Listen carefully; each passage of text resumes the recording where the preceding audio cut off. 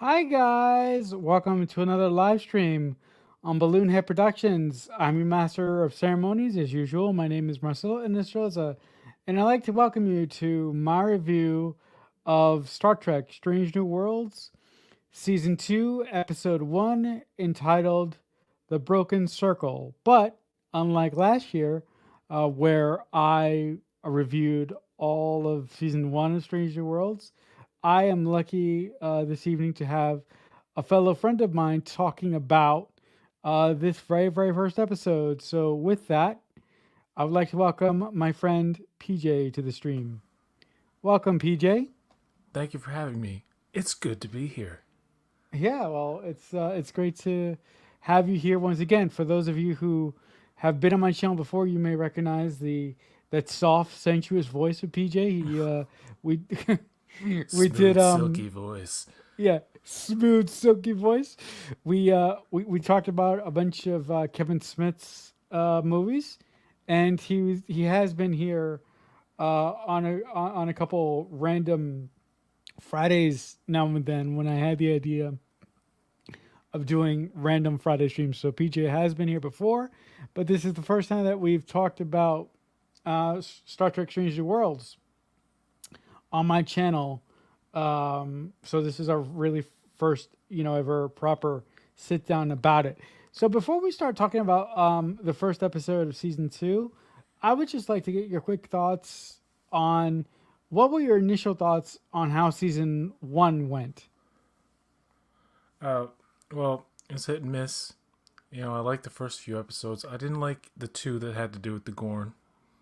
I'm just completely not in agreement with what they're doing with that species, and they're going further with that in season 2, I believe. At the last two episodes, wasn't too hot on. I didn't like Quality of Mercy, which a lot of people did like. I think it missed the point of the original series episode that it was paying tribute to. But overall, the cast is great. The actors are great. The characters are good. I just want them in more interesting situations rather than, your standard kind of almost like 2000s action movie fare, like in the Gorn episodes and stuff. Ethan Peck is great as Spock. Pike is interesting because Pike is a little bit of a he's a softer captain than we're used to. He loves to cook. He's always chopping vegetables or making leftover pasta. He's always doing that. Like Chapel and Bega. Ortega's, we didn't really get to know all that well. I do like the episode 8. I think episode 8, the Elysium Kingdom, is like the best one out of that because the cast are just, having fun. It's like a Twilight Zone episode and where Mbenga is the same, but everyone else is different. He has to figure it out and he has to play along, and his reactions to everything is really cool and it's kind of funny and goofy. But at the end, it really hits you hard. It's the one episode of season 1 that had an emotional impact on me. Everything else was just kind of shallow. Okay. Season 2 looks to be a bit better, hopefully. hmm No, I had a for just a quick recap for those of you who have seen my reviews on this very channel before. You kind of know what I'm going to say, but I'm going to recap for anybody new who may be watching right now. I had a very big problem with a lot of things in season 1 as far as character development, character backstory, things of that nature. And my biggest issue was that number one, played by the lovely Rebecca Romaine, was sort of pushed aside, and she was there, but she was never really there when you looked at it. So my one big hope for this season is that Rebecca Romaine plays a bigger role, and she's not 100% sidelined as I felt she was in season 1. I did not like the episode The Illyrian Kingdom when they were all The playing Elysium fairy tale Kingdom, yeah. characters. The Elysian Kingdom, sorry. I did not like that episode. I was found it to be quite cringy. Grating, My favorite irritating. episode, yeah, kind of. My favorite episode of season 1, just real quickly, was the episode when Pike went to that planet and they were going to sacrifice that kid to that machine.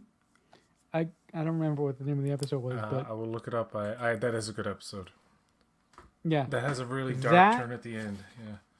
yes, that is actually uh, uh, uh, possibly my favorite episode, and I do like the episode where when the Gorn show up for the first time and they attack the Enterprise and they, you know, That's the one where you uh, don't see them, right? right, The right, first one. right when you The don't see them, the the, correct? the episode you were just talking about with the kid, the sacrificing of the kid was lift us up where suffering cannot reach. Yes, yes, yes, yeah. So that's my that's my favorite episode of season one, together with the pilot episode because I thought the pilot episode was very strong, give or take a couple of things here and there. But today we are not here to talk about season one. We are here to talk about the first episode of season two, again entitled "The Broken Circle." So in this episode, it kicks off with the Enterprise at Starbase One. They're basically getting nice, pristine, and shiny. They're getting a giant upgrade with all their computers. Hey, PJ. And in the meantime, Pike is fiercely trying to convince Una to get proper counsel for her tribunal. Because for those of you who remember in season one, Una is being charged with lying on her Starfleet Academy sort of application because Una is a Olarian, and Olarians are genetically modified, and for some reason, God knows why, Starfleet does not like people who are genetically modified. So those people are sort of cast out by Starfleet, and because of that, Una is going to be tried for several acts of sedition and all this other unpleasant stuff. So Pike is basically trying to convince Una to get herself a proper loyal, so to get herself proper representation, so she won't be railroaded. Which is rather interesting because I think that someone like Una would want to get proper representation rather than getting railroaded, but she seems very um she seems concerned about letting what's going to happen to her. She doesn't really seem that concerned about her defense, which kind of is like really it makes me worry a little bit. Anyway, Pike ends up going off to the other side of the galaxy to get the best lawyer that he can find. So Pike is removed from this episode, and Spock is named captain of the Enterprise for this episode. And what ends up happening is that they get a distress call um, from Laan, uh, off on a distant planet somewhere, that Enterprise needs to come and rescue her for some specific reason, and then sci-fi rigmarole ensue. So, what did you think about the setup of this episode, PJ? It was a great setup, but it's tropey now. Like, let's steal the Enterprise. It's like, okay. It's Hmm. like a lot. Star Trek is just riddled with insubordination, but if you do the right thing, it all works out. Um, Yeah. I do like the how Pelia, uh, the engineer inspector. Yeah. I forget the name of the species. She's a long-lived species. She's played by Carol Kane. Uh huh. How she figures out right away that, like, oh, you guys set this up. You guys Hmm. you manufactured a thing so you can get away from the station and then run off. Um, Right. and I like how she's on board with it. Um, uh, you know, it's I do appreciate the makeup with the Klingons. It looks right. There's a variety throughout. It's just the one scene that really bothers me in the episode is when Mbenga and Nurse Chapel get jacked up on whatever it is that they take. It's some kind of like super serum of some sort, which gives them temporary super strength. And I don't mind that setup and concept. It's just the fights go on too long, and it takes me out of it because it seems so unrealistic in that I understand that you could get that adrenaline to fight the Klingons, but like after a while, your hands would be broken. Like you would need hospitalization, even though you would probably succeed. And it's like this concept of you can just inject something and you're like a Marvel type superhero for 10 and 15 minutes. It's like, it doesn't. And the worst thing about that fight, it does go on too long. And then at the end, they do this stupid thing where they're fighting and there's strobe lights going off. Like, it's like, action, action. And it's like, I'm checked out of this part completely. Although I do admit that Mbenga and Chapel are great together in that circumstance. Really good chemistry there, and like when they're gonna have to inject themselves out into space, I don't quite buy that. That stretches believability a bit for one thing, because when they go out there, they're gone. Spock, fire torpedoes, which I'll get to the Spock thing in a bit. With fire torpedoes, it blows up. How close are they to that blown up ship? That blown up ship. That, like, there's a part of that scene that's kind of missing for me, where it's like, wait, where are they in regards to like proximity to the ship when it blows up, and like, and I'm counting the seconds that they're out in space, right? I'm like, they've got to be dead by now. It's just one of those things, but I suppose I don't know. Nobody's ever tested this stuff, so movies can only assume certain things. Look, shows. look. The Klingon makeup didn't bother me at all. I just viewed them as to be standard Klingons or whatnot. I actually had some trouble understanding why La'an was on that specific planet in the first place. So I had to watch this episode like twice to really understand why she was there in the first place. Because it's not really spelled out for the dumb people in the audience, vis-a-vis me, why she's really there in the first place. But I really like the idea. Though. Yeah, it is. I really like the idea that there is a rogue faction of Starfleet officers and a rogue faction of Klingon officers that want to restart the war for reasons of profit. Yeah. For reasons of profit, and the way they're going to do that is that they cobbled together pieces of different Federation ships and built their own Federation ship, and they're going to fly it off into space and shoot on another Federation ship, and that's how it's all going to start. It's like their starship. There's a chop shop where they're making their own. Yeah. Something that resembles, by the way, very closely a Starfield class, which is, I believe, the class that Discovery is. This is a little callback to Discovery canon from a few years ago. Right, and like you, I was really curious about what that injection that Chapel and Dr. Mbenga put in their veins to allow them to kick the shit out of Klingons. The strobe lights didn't bother me. The believability of the effects that them kicking the crap out of the Klingons would have on them eventually, that kind of didn't enter my mind at the time. I just thought it was a really cool scene, and it was really fun to see Chapel and Mbenga kick some ass. Yeah, and I it just goes on, and it's the way it's shot is just so like it's just all over the place.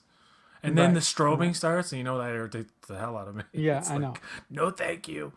Stop shining lights in my face and strobing and doing shaky close-ups and like.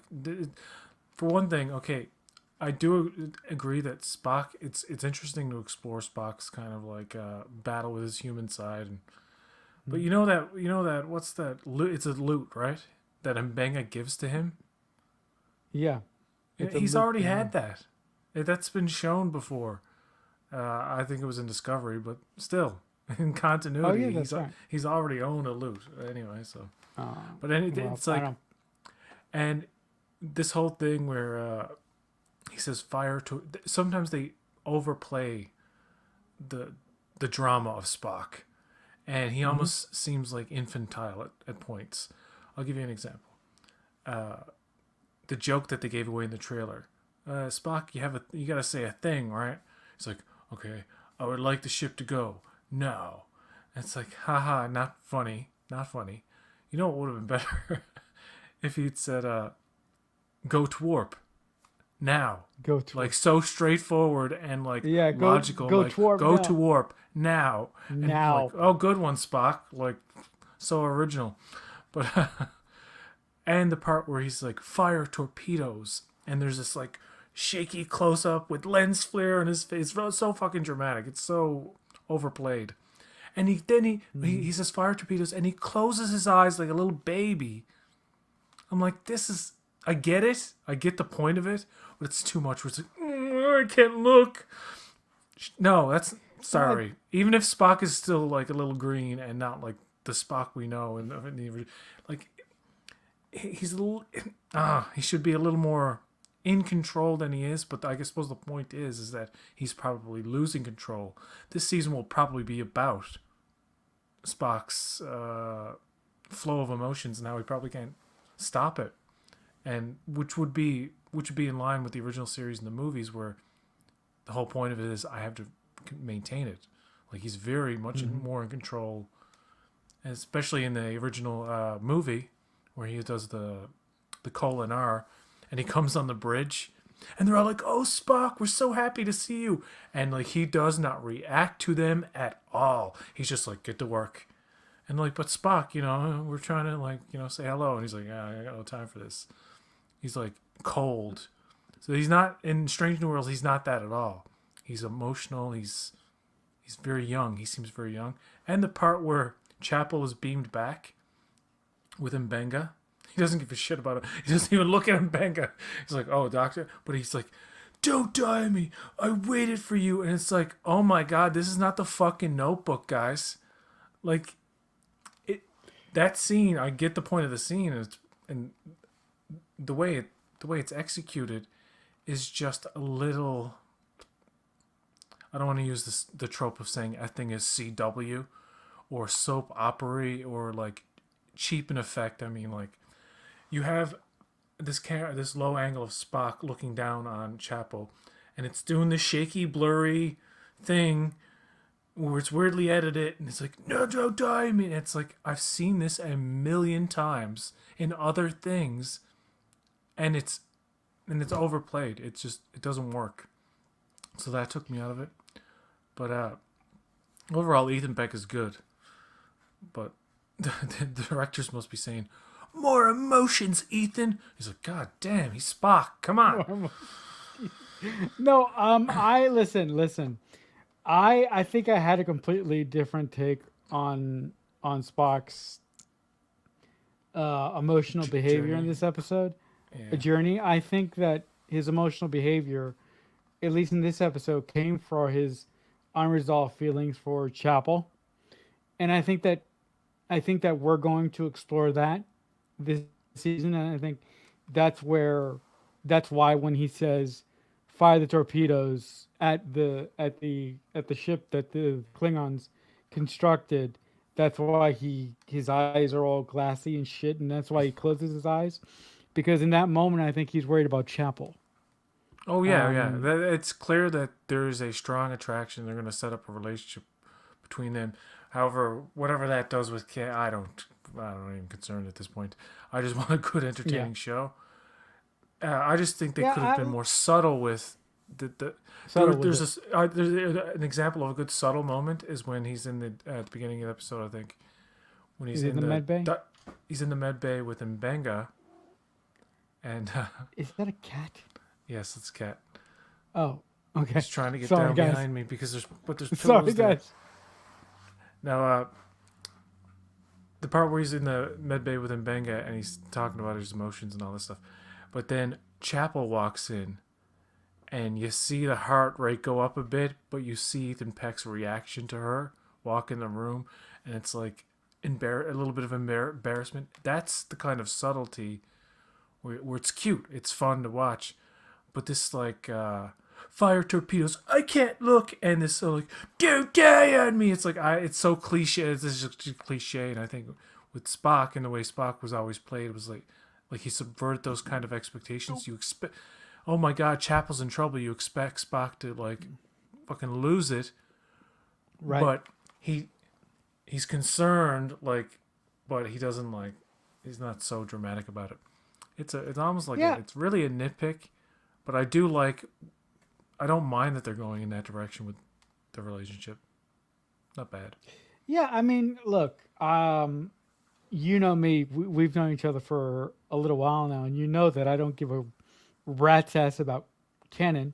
So if they were, so if they were to explore a Chapel relationship, I mean, sorry, if they were to explore a Spock and Chapel relationship, I would be delighted because I think that Ethan Peck and the actress who plays Chapel. I'm sorry, guys. I'm forgetting her name at the moment. I'll I get her think name. that yeah, I think that those two have fantastic chemistry, and I really Jess love the Bush. moment. Yeah, Jess Bush, did you say? Jess Bush. Yeah. Yes, I think that Ethan Peck and Jess Bush have fantastic chemistry together, and I would love to see them try and navigate or try and deal with their feelings for one another as the season goes on. I'm not saying that at some point. I'm not saying that you shouldn't introduce Dr. Corby, if I remember his name correctly. I'm not saying you should do. I'm not saying that you shouldn't do that. But if the writers wanted to say, you know what, we're not going to do that. Instead, we're going to do something else. I would be okay with it. Now I know that would rub some hard Star Trek fans the wrong way because that's not established canon, so to speak. But just for me, as a fan of the two characters, and me basically wanting to see them get together and explore a possible relationship with one another, I think that would be pretty cool.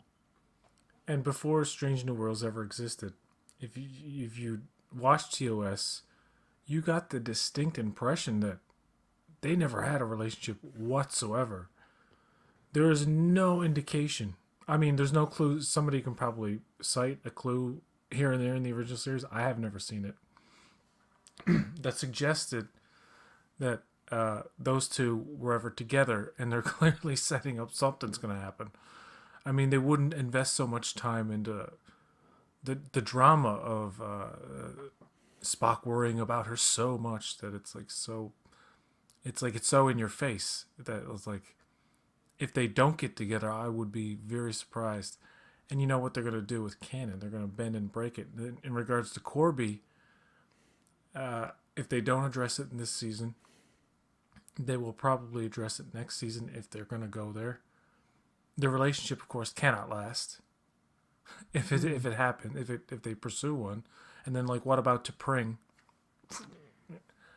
Even T'Pring's inclusion in multiple episodes of season one, people were like, he didn't really, if you watch the original series, you get the distinct impression that he and T'Pring did not spend a lot of time together prior to him last seeing her when she was like basically a child. Like they last Right. saw each other when they were children, and then the next time they see each other was a muck time. And then Strange New World says, "Nah." That's what pisses some people off about this show is where it's they're filling in blanks, but you could argue around them. Like they're not so Mm-hmm. blatant. For example, James T. Kirk is in an episode this season, but it's done in a way where apparently it doesn't directly interfere with canon. It's one of these alternate, never really happened type things. I think. I don't know. I'm not sure, but I know it's not going to. I don't think it's going to bump into canon like people think because Pike and Kirk never met until like 2265 or something. So Right. Look, as far as Akiva Goldsman and Henry Alonso Myers fiddling with Canon. I'm at this point I don't care. They can do what they want because I am not one of those people that you and I know that will jump up and down and will their brains will explode if they don't do exactly what is written in Star Trek history. I don't think I they think should run that headlong against it either. I just right. like I think the liberties they take are always hit and miss. Like the Gorn, big mistake. Klingons and Discovery, like no enough said. Mm-hmm. Uh, you know, Yeah, I like but I have the distinct feeling that I think that this season is going to be better because I think that um I think that Akiva and Henry Alonso Myers have learned from their quote unquote mistakes in season 1, and I think that they have built a better show. Now I have nothing to base that on, but I have a feeling that this season's going to be better I than thought this season would be worse because everything I heard was like we're gonna take big swings and big risks and we're gonna be silly and we're gonna do things not they've never done before. I'm like, well, that can go either way. So I was more on the cynical side of it. But I do right. appreciate, man, when they show the Klingons and stuff, they don't bother to try and like explain why they're not like the ones in Discovery. It's just like here No, they of course. are. Let's forget about the drama. Let's forget about the issue. That Yeah. let's pretend that these were the ones in Discovery the whole time, and that they were clever in because they show ones with elaborate bridges, Hmm. and they show some people with much more subtle makeup, which is reminiscent. And this is why this pleases me, which is reminiscent of Star Trek 6: The Undiscovered Country. You get some of that, and they're not like one. There's a female terrorist syndicate woman who takes in Benga and Chapel. She reminds me of somebody you would see a Nicholas Myers version of a Klingon, and to me that indicates maybe those type of Klingons were mostly the ones you saw in TOS. If we can just spend disbelief a bit and take away the fact that they were in that makeup, uh, which was like cheap because they just didn't have the production to do up like elaborate prosthetics on each actor. Although they did have like makeup, more elaborate makeups in the Tellarites and the Andorians, which I'm sure was very difficult to do back then. Especially that kind of makeup to wear for hours and hours, and even up until the 80s. The stuff they use now is different, so it won't.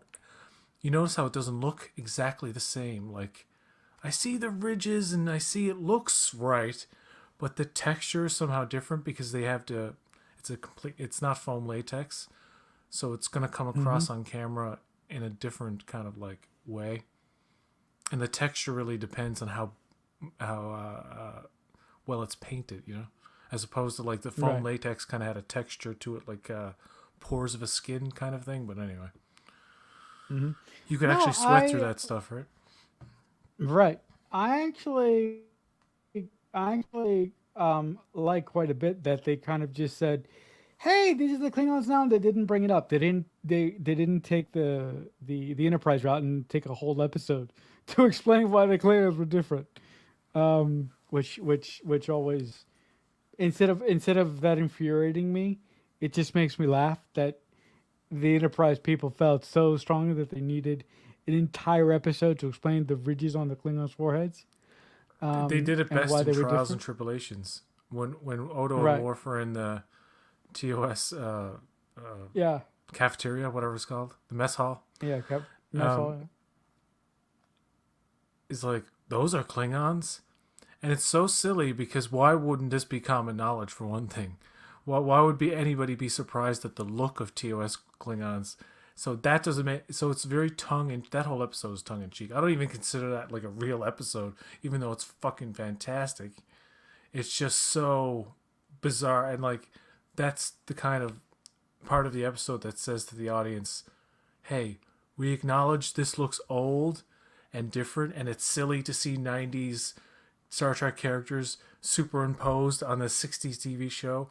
And we're going to like tell you this by saying, oh, those are Klingons. And Worf says, yes, we don't discuss it with outsiders. That's all you needed. Enterprise didn't need to go into it. When Enterprise first came on and they showed Klingons, I was like, okay.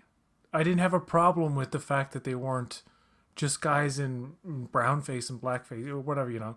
Like you can't do that anymore, and people should accept that. So the way they do it in this episode is actually probably one of the best things about it. That they're recognizing that canon and visual continuity does matter. Mm-hmm. Yeah, no, like it. I mean, from the temperature of this conversation, you seem to have a lot more tiny, glaring issues with this episode than I do. I really love this episode for a couple primary reasons. One, I love the episode because of how emotional Spock got over Chapel. That made me really happy because I love those two together, and uh, you, you know what I'm hoping for with that. I also really appreciated. Anyway, sorry. Right. No, you're absolutely right. That's what I want. Um, I also really appreciated that um Pike was sort of removed from this episode, and um, we got to see his crew take center stage and his crew step up and do a mission without him, because you would never ever get anything like that in Discovery. So I appreciate that Strange New Worlds is allowing their main secondary characters to grow and have adventures on their own without one of the primary leads of the show. I really enjoy that. Not only is it episodic, which is good, the first season dealt a little too much with that Pike knowing the fate kind of thing, and that weighed that season down. And I think there was a lot of focus on him. The second season, I think the approach that they're taking is straight up ensemble. Now, Right. like, look at Picard in TNG. A lot of earlier things were a little more. A lot of earlier season episodes were a little more focused on him, Data, and Riker. And then they got into like doing more Geordi, Worf, Beverly, Deanna kind of like stories, for better or for Episode two. worse. And Picard in that show technically was the main character, and there were episodes that would focus around him, of course, but there would be episodes where he was just there. Like he didn't have a hell of a big role, only in like probably the climax of the thing or whatever, but they would focus on different characters, and to have Pike be there and set up the next episode, but he goes away. I don't see that as a negative at all. Not that I don't like Pike. It's just like, okay, when Pike's away, let's see how the crew plays. And then Right. Spock's in command position, and that's interesting to see. And of course, the first thing he has to do is steal the Enterprise. I like the fact that Captain April is given a role. La'an is great too, that she uncovers this conspiracy. She basically saved the world. Like if she wasn't participating in this espionage, by the way, like the little girl whose family was attacked by the Gorn, that led her to that place. And then she found this Broken Circle syndicate, and she's like, I'm going to see what's up with this. She does save the day. The Enterprise saves the day, which is why I guess they're forgiven. But it's an okay fun opener to the season. It's actually better, I think, than the pilot or the first episode of the first season, which I like. But I like this a little bit better. It has potential, but like, goddamn, that fight scene is like the biggest thing. And then little nitpicks with Spock's like, yeah, I get it, Spock, but like I was joking, like the director's like, give us more emotions. Boy, give us more. But I don't want to he's see you cry, Ethan, Spock. Yeah. Ethan, he's like Ethan. I really, really want to feel his pain, but Ethan be like, Spock doesn't cry. What are you doing, Ethan Peck's like, I'll give her all she's got. Captain? Um, yeah. No, I listen. I thought that this was a great episode to start out the season, and as we wrap up here, um, if yeah, so what are you But hoping what to get? I'm sorry, I didn't get to the point where I kind of trail off. But my point, I just wanted to say just before we go, that this season I think they're getting doing an ensemble setup. So where you have Pike away, Spock's the main thing, and then the next Right. episode it's going to be about another character that is not Pike. I'm sure there's going to be a Pike Center episode probably, or maybe not, and that's okay. If this whole season went where Pike wasn't the main story, but he was like the supporting character, I don't think that's a big deal. Mm. Because No, I think if you're trying to give equal billing to the main cast, that's fine. right. No, I think that to move to your point that you said a couple minutes ago, I think that it seems that the Strange New Worlds writers are going to take on a Michael Piller approach to season two of Strange New Worlds. In that, one episode is going to be about Vanga, one episode is going to be about Uhura, one episode is going to be about Chapel, Spock, Pike, number one, etc., etc., etc., with a larger running main story underneath all that. Well, Um, who did they cover in the first season? They did a horror episode. They did a Vanga Nuna one, episode with Ghost of Illyria. yeah, they did in the They did Vanga one. they did two La'an centered kind of episodes. They did an They didn't do Mbenga one for episode. Chapel. They didn't do one for Chapel yet. Really, she wasn't No, the focus of any one yet. So we have maybe season two will get Chapel focused episode. and they didn't Uh, do one on Erica either. Erica Yeah. Oh, the Ortegas. helmsman Ortegas. Oh yeah. I think there's Yeah, gonna be something with her yeah. Her character. first name is Erica. Um, By the yeah, I way, never there's call. oh shit, I was gonna say something. I was gonna say a really great scene in this No, go episode. ahead. It's Go, next go episode. ahead. Never mind. Never mind. Okay. No, but yeah, but I just real quick. I never call Ortegas. I always call her by her first name because I used to know a girl named Erica, so Oh, it okay. sort of sticks in my head. Um, but if there's nothing further, PJ, if the good folks at home want to catch you and your adventures online, will be the best place for them to do that as your cat peers by again. Oh, it's gone. Um, There it goes. you can find me on Twitter at BoatWreck1 or on YouTube, BoatWreck. Awesome. BOATREK. Awesome. And PJ does amazing. Sometimes he does amazing Friday discussions where he takes all the major news of that specific week and he breaks it down with people like me. Braxton stops by once in a while, and other guests as well. So, if you guys want to see some amazing content, and he's also got some amazing watch-alongs on his channel there for D Space Nine, Discovery. Go and check him out. He does great work over there. But thank you for joining me for for this first episode. Oh, thank you for having me.